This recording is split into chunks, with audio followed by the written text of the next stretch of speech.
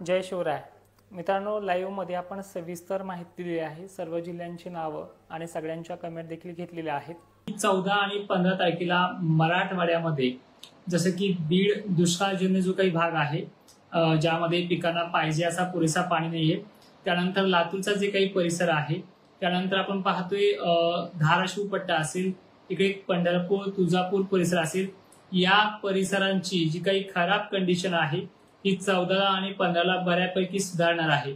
यामागचं कारणे आपण ग्राफिकच्या माध्यमातून आज आपल्याला डिजिटल बोर्डावरती पाहता येणार नाही आणि जी काही कंडिशन आहे त्याचबरोबर जे काही वातावरणाचा काही दाब आहे तो दक्षिण महाराष्ट्राकडे, मराठवाड्याकडे आणि दक्षिण महाराष्ट्राबरोबरच अहिल्यादेवीनगर परिसराकडे देखील सरकणार आहे। आणि विशेषतः पाहिलं जर आपण तर विदर्भामध्ये जी काही उघडीप मिळाली आहे ही सुद्धा काही मोजक्या काळासाठी आहे, म्हणजे 14 आणि 15ला ह्याही विदर्भात हा पाऊस होणार आहे। अजूनही थोडक्यात जर सांगायचं म्हणलं की खानदेशमध्ये सुद्धा ह्या 14ला सोमवारी आणि मंगळवारी बऱ्यापैकी पावसाची नोंद होईल आणि यामध्ये जो काही पाऊस पडणार आहे तो मोठ्या थेंबाचा असणार आणि गरमीचा लेवलचा असणार आहे। आता हा शॉर्टकट व्हिडिओ यासाठी बनवतोय आपण की मुद्द्याचे आणि जिथे पाऊस होऊ शकतो अशा जिल्ह्यांची नाव आपण ह्या व्हिडिओमध्ये घेणार आहे। पुढील परिस्थिती देखील शॉर्टकटमध्ये सांगणार आहे, फक्त व्हिडिओ शेवटपर्यंत पहा। आता उद्यात आपल्या अंदाजाकडे लातूर जिल्ह्यासाठी सोमवार आणि मंगळवार आहे, पण आजही लातूरच्या पूर्व भागांमध्ये स्थानिक वातावरणाचा पाऊस होणार आहे। त्यानंतर जे काही उद्याची जर कंडिशन आपण पाहिली, बरेच जण काय करतात तारखेवरती ध्यान देत नाहीये आणि दुसऱ्या दिवशी कमेंट करतात की पाऊस आम्हाला झाला नाहीये। तर उद्या जो काही पाऊस होणार आहे तो धाराशिव, केज, लातूर, ठीक आहे, उद्याची 12 जुलै आहे। त्यानंतर धाराशिव पट्टा, केज, माझरसुंबा पट्टा, जे काही लोहारा खुर्द आहे, निलंगा परिसर आहे, इथे मोजक्या ठिकाणी येणार आहे पण बऱ्यापैकी आहे। असा पाऊस लक्षात घ्या सगळ्यांनी। उद्या लोहारा खुर्द, उमरगा परिसर आणि धाराशिवच्या दक्षिण भागामध्ये, जसे की केज, अंबाजोगाईच्या दक्षिण भागामध्ये भाग कोणते सांगतो इकडे फोकस करा, आणि सोलापूर, धाराशिव, लातूर या भागामध्ये सुरुवात होणार आहे। पण उद्यापेक्षाही भारी म्हणजे उद्याच्या 12 जुलैपेक्षाही चांगला पद्धतीचा जो काही पाऊस असेल तो पाऊस या लातूर, बीड सर्व तालुक्यामध्ये जोरदार आणि एखाद दोन ठिकाणी। आता तुम्ही म्हणता की ह्या महिन्यात आम्हाला चांदणभरी पाऊस होऊ शकतो का, तर त्या प्रश्नाचं उत्तर ही 14 आणि 15 जुलै देणार आहे। फक्त ध्यानात ठेवायचं ह्या 2-3 दिवसामध्ये काय होईल त्या गोष्टीकडे फोकस करायचा नाही। ही फक्त मोजक्या ठिकाणी आहे, स्थानिक वातावरणाचा आहे आणि गरमीचा आहे। आणि ज्या वेळेस गरमीची लेवल सर्वाधिक जास्त वाढते त्यावेळेसच पाण्याचा थेंब मोठा बनतो, अन्यथा झडीच्या वातावरणामध्ये, गारव्याच्या वातावरणामध्ये ही कंडिशन बनत नाहीये। अजूनही स्पष्ट जर सांगायचं म्हणलं तर बघा, गरमीची आणि ह्युमिडिटी ही दोन्ही नावं एकत्र आहेत।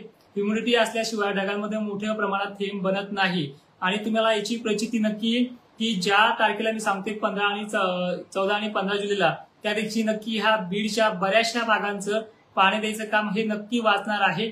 त्यामध्ये सोलापूर, धाराशिव पट्टा, लातूर, बीड, जालना जिल्हा, परभणी आणि नांदेडचा समावेश आहे। त्यामध्ये छत्रपती संभाजीनगर सुद्धा आहे आणि ही जी काही बीड जिल्हा वगैरे सांगतोय इथे एकदमच पहिल्या 14 तारखेला तो घेणार नाही। ज्यावेळेस मी 14 तारखेला लाईव्ह घेईल त्या दिवशी तुम्ही हे प्रश्न विचारायचे नाहीत, मला 15 तारखेला हे प्रश्न विचारायचे आहेत। आता उद्यात फिक्सली अंदाजाकडे जे आपण 14 आणि 15 सांगतोय ह्या भागामध्ये कुठे कुठे मोठा रडार बनणार आहे ते देखील पहा। ह्या सोमवारी सांगलीचे जे काही कुणी असतील, सांगली, सातारा या भागातही समाधानकारक पावसाची नोंद होणार आहे। इथे पाण्याचा जो काही थेंब असेल तो मोठा असणार आहे। यामध्ये परभणीचा समावेश आहे, जालन्याचा आहे, पण जालन्याच्या दक्षिण भागामध्ये जसे की मंठा, घनसावंगी, अंबडपट्टा हे देखील समावेश आहे। शहागड, गेवराई हे देखील भाग आहेत। त्यानंतर नाशिक जिल्ह्यात सुद्धा बरेचसे भाग याच्यामध्ये येत आहेत।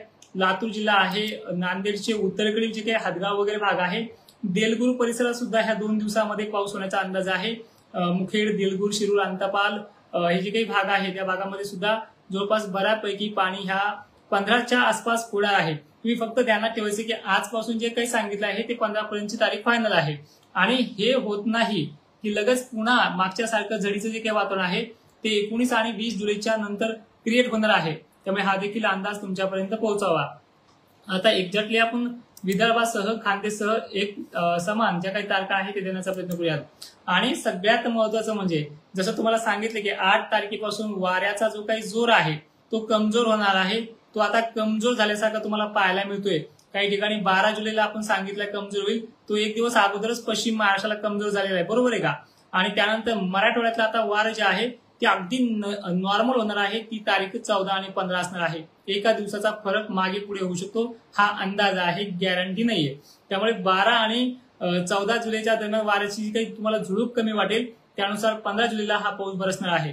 तर 13 जुलैचा पाऊस बघा कुठे असणार आहे. एकंदरीत आपण एका तारखानुसार त्या तारखेची पूर्ण कंपॅरेटिव्हिटी देण्याचा प्रयत्न करूया. 13 जुलै बघ ध्यानात ठेवा. 13 जुलै छत्रपती संभाजीनगरच्या अंबड कडील साईडला, पैठण कडील साईडला, पाथर्डी कडील साईडला, अंबड बरोबरच रामनगर पट्टा, जे काही धार कल्याण, तिरकल्याण जे काय आपण म्हणतो त्यांची दक्षिण बाजू, त्यानंतर अकोलाच्या बुलढाणाकडील साईड जे आहे त्या साईडना मोताळा परिसर, जळगाव जिल्हा बऱ्याच ठिकाणी, कन्नड सिल्लोड तर आहेच याच्यामध्ये. गंगापूरला याच्यामध्ये अर्ध्या शिवारात पडेल, अर्ध्या शिवारात पडणार नाही अशी कंडिशन आहे. त्यानंतर हिंगोली पर्यंत आणि वाशिम पर्यंत याची मजल जाऊ शकते. हा असा 13 जुलैचा प्रभाव आहे.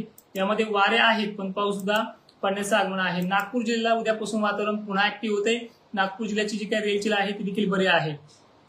आता 14 जुलै जे आपण 14 जुलैला सारखा पाऊस करतोय, यामध्ये छत्रपती संभाजीनगरच्या सर्व तालुक्यांना लक्षात घ्या. यामध्ये वैजापूर आहे पण वैजापूर हा पहिल्या दिवशी कमी घेईल.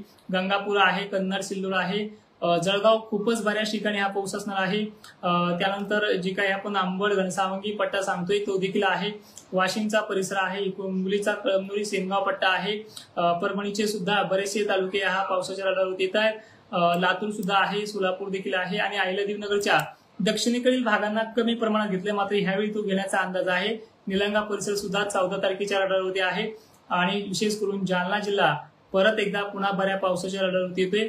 विदर्भाचं मात्र पावसाचं संकट हे पुढील 2 दिवसांमध्ये अकोला, अमरावती, नागपूरच्या भागांमध्ये वाढतं आहे. ठीक आहे. परत आता 15 तारीख मी फोकस करून सांगतो. ही 15 तारीख बघा कुठे कुठे आपल्याला रडार बनते. त्या 15 तारखेला असं होणार आहे की सकाळपासून दुपारपर्यंत आभाळ हे कमी झाल्यासारखं वाटेल. तुम्ही परत आपल्याला नाव ठेवायला परत लाईव्हला येताल. पण 15 तारखेचा जो काही पाऊस आहे तो दुपारनंतर ऍक्टिव्ह करणार आहे. त्यामध्ये अहिल्यादेवीनगर संपूर्ण नाही हे देखील फोकस करून घ्या. अहिल्यादेवीनगरच्या पश्चिम बाजूला हा पाऊस कमी असणार आहे. नाशिकचाही जोर या 15 तारखेला कमी असणार आहे. पण सोलापूर बऱ्याच ठिकाणी आहे, लातूरही खूप बऱ्याच, सर्व तालुक्यामध्ये म्हटलं तरी हरकत नाहीये. फक्त ह्या दिवशी वातावरण गार झाल्यासारखं असेल आणि पेंडवणी काही ठिकाणी तांदळभरी पावसाची नोंद नक्की ह्यावेळी ह्या गरमीच्या लेवलमुळे होणार आहे. परभणी जिल्ह्याचं जे काही तालुका शहर परिसर असेल, बोबडी टाकळी जे काही शेतकरी भेटायला येतात यांच्याही परिसरामध्ये तो चांगला पाऊस असणार आहे. छत्रपती गंगापूर परिसर जो आहे तो मात्र ह्यावेळी 15 जुलैला देखील बऱ्यापैकी येईल. याच्यामध्ये वारा आहे पण पावसाही सटकारचा जो थेंब आहे तो बऱ्यापैकी राहणार आहे. त्यानंतर जालना, वाशिम, अकोला, अमरावती ह्या दिवशी आहे. पूर्व विदर्भात ह्या पावसाचा जोर देखील आहे पण चंद्रपूर, गडचिरोली आणि गोंदिया या भागाकडे तो कमी राहू शकतो. नांदेड घेणार आहे, लातूरही घेणार आहे अशी कंडिशन या 15ची आहे. 16 तारखेला बघा, 16 तारखेचा रडार जो आहे पुन्हा कमी होणार आहे पण फक्त तो धाराशिव, लातूर पुरता मर्यादा आहे. म्हणजे 14 आणि 15 ही तारीख बऱ्यापैकी राहणार आहे. आणि विशेषतः एक विनंती अशी आहे, जे लोक कोणी याला अंदाज म्हणून पाहत असेल त्यांनीच लाईव्हला यायचं, जे गॅरंटी म्हणून पाहत असेल त्यांनी यायचं नाही. म्हणजे याचा अर्थ हा अंदाज चुकेल याचा मी स्पष्टता देत नाहीये, पण हा अंदाज बऱ्यापैकी सक्सेस होणार आहे. गरमी आणि वाऱ्याचा जो काही बदल आहे तो आपण ह्या मॉडेलनुसार, अपडेटनुसार तो तुम्हाला महत्वाचा सांगत आहे. आजही गरमीच्या लेवलमुळे घनसावंगी तालुक्यातील चिंचोली असेल, सातारगाव पट्टा असेल ते बरा पाऊस झालेला आहे. पण आणखीन कन्नड सिल्लोडचे जर बाजू पाहिले, शेतकरी अजूनही विचारतात की हा पाऊस उघडेल कधी. महाराष्ट्रात मी जी काही उघडीप सांगितली आहे ती 80% आहे. ह्या 2 दिवसासाठी 20% भागांना इथे स्थानिक वातावरणाचा पाऊस हा होणारच आहे. लातूर, बीडचं जे काही संकट आहे पावसाचं, हे आता वाऱ्याचा वेग कमी झाल्यामुळे पाऊस हा मराठवाड्यावरती ह्या पुढच्या आठवड्यापर्यंत कृपा दृष्टी जी आहे ती अत्यंत चांगल्या पद्धतीने ठेवणार आहे. त्यामुळे जी काही चिंता आपली आहे ती मिटणार आहे. 16 तारखेनंतर 17 तारीख येते आहे आणि 17 तारखेपासून वारे अगदी शांत होणार आहेत मराठवाडा, विदर्भ आणि खानदेशमध्ये. पश्चिम महाराष्ट्रातही वारे स्थिर होणार आहेत आणि या भागामुळे पावसाची जी काही कंडिशन आहे ही पोषक राहील. पण 18 तारखेनंतर झडीचं वातावरण पुन्हा पाहायला मिळेल, कारण की ही झडी जी आहे ही झडी महाराष्ट्रामधल्या, मराठवाड्यातल्या सर्वदूर पावसाची नोंद होईल. तारीख 18 जुलै आहे सर्वदूर पावसाची आणि 14-15 जुलै जी आहे ती गरमीच्या लेवलमुळे चांगला पाऊस बरसण्याची. थोडक्यात पुन्हाही मी सांगतो पण ही 18 आणि 19 देखील समजून घेऊयात. 18-19 जी तारीख आहे जालना सर्वदूर, लातूर जिल्हा सर्वदूर, परभणी सर्वदूर, नांदेड जिल्हा सर्वदूर, हिंगोली वगैरे भाग देखील सर्वदूर अशी नोंद याची होणार आहे.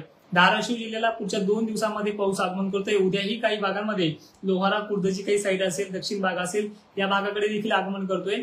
पण विशेषतः या पावसामुळे जे काही वातावरण सक्रिय होणार आहे आणि ते वातावरण खूप चांगलं आहे. अजूनही एक गुड न्यूज अशी आहे की वातावरण जे काही एमपीचं आहे, आता तुम्हाला वाऱ्याची दिशा बघा, 18 जुलैला वाऱ्याची दिशा आहे उत्तर दक्षिण, म्हणजे उत्तरेकडील साईडनं आभाळ येण्याचं प्रमाण जे आहे ते अकोला, जालना, बीड, परभणी या भागामध्ये वाढेल. आता जे काही वारा आपल्याला पश्चिमेकडून सरळ रेषेमध्ये खाली पूर्वेकडे जाते, यामध्ये थोडं क्रॉस लाईन होणार आहे आणि या क्रॉस लाईनमुळे ढग थांबण्याचं प्रमाण जे आहे ते वाढत चालणार आहे. आजही 12-1 वाजेपर्यंत आभाळ जे आहे ते टिकण्याचा अंदाज आहे आणि काही ठिकाणी लातूर सारख्या पूर्व भागातील ठिकाणी हा पाऊस होणार आहे. त्यामुळे माहिती शेवटपर्यंत पाहणाऱ्या शेतकऱ्यांचे धन्यवाद आणि ही माहिती सर्व शेतकऱ्यांना पाठवण्याचा प्रयत्न करा. जय शिवराय.